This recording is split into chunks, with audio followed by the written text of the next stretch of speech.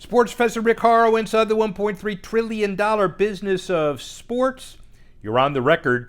An amazing week dominated by college football, but a whole bunch more beginning of the NHL exhibition season, believe it or not. Pro football, Ryder Cup, tennis matches galore, whole host of sports business issues. Let's start with the opening drive, top 5 issues, 1 through 5. Number 1. The NCAA, very active, their Division I Administrative Committee has voted to limit the transfer portal theoretically from 9 days right after major bowls from January 2 to 11. This was previously done as 2 windows. First, after the BCS playoff selections were done, and then in April, giving the big programs 2 shots at the apple and promoting uncertainty. At the end of the day, no matter who agrees with what standards on when the window should happen, one window for a longer period of time may increase certainty, especially with all of the NIL and resetting of rosters in recent years. That's number 1. Speaking of NIL and resetting of rosters, schools are finding workarounds to defy the de facto salary cap. Remember the House negotiations and settlement in front of a district court. It's been litigated. It is in a federal district court opinion. $20.5 million salary cap per school from the House settlement.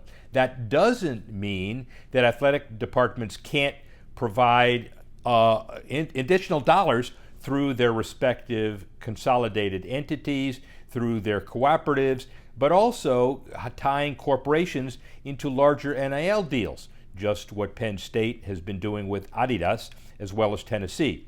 At the end of the day, in addition to the required dollars, the schools are becoming more entrepreneurial and asking corporations and others to decide to do some things for college athletes that'll increase the benefits and make it even more attractive for them to go to school. That's number 2.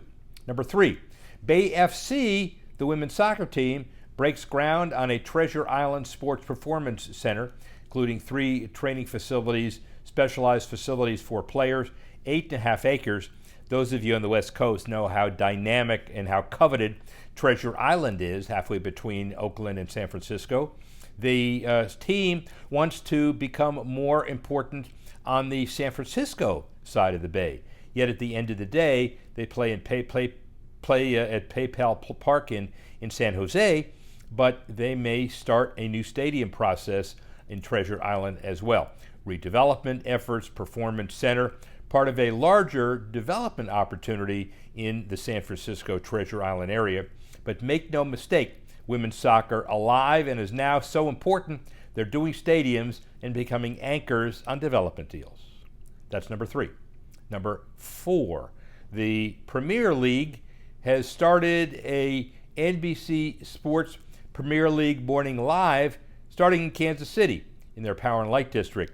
They're borrowing from mega events, the Game Day, University of Miami and otherwise for ESPN, a lot of other events live, but 10 Premier League matches across USA Network, Peacock, Telemundo, Universo, and what's happening is Kansas City gets to strut its feathers as a major sports destination, and obviously NBC tied into the whole soccer network with this variety of networks.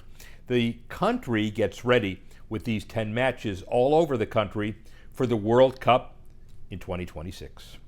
That's number 4.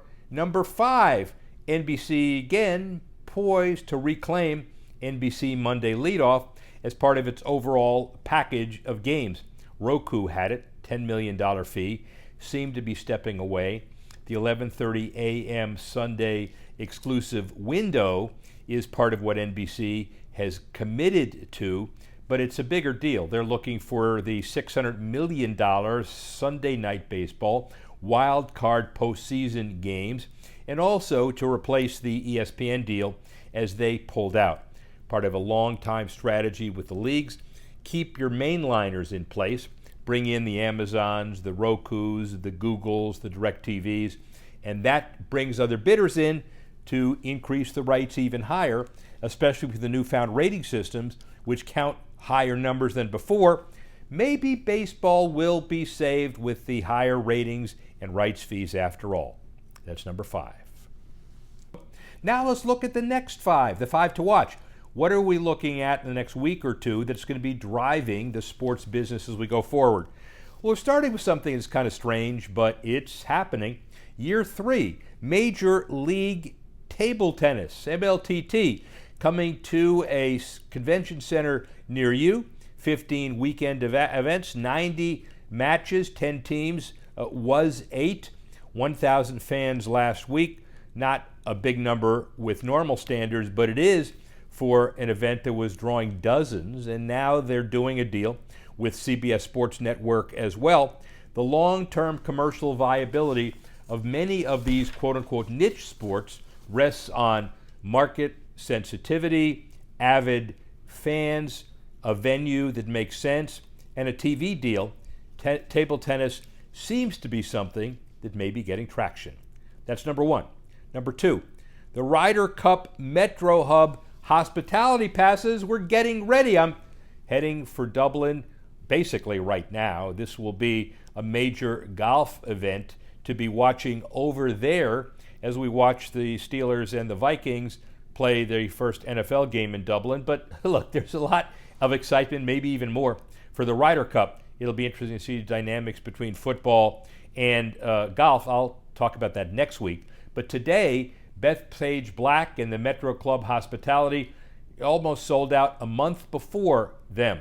$35,000 for the weekly pass, $10,000 per day for the daily pass, 60 Metro passes per workday and 80 per day on weekends had been sold, and most of them are selling like hotcakes before the event even happens. We'll be interested again to see the dynamic, especially internationally, golf, football, and otherwise.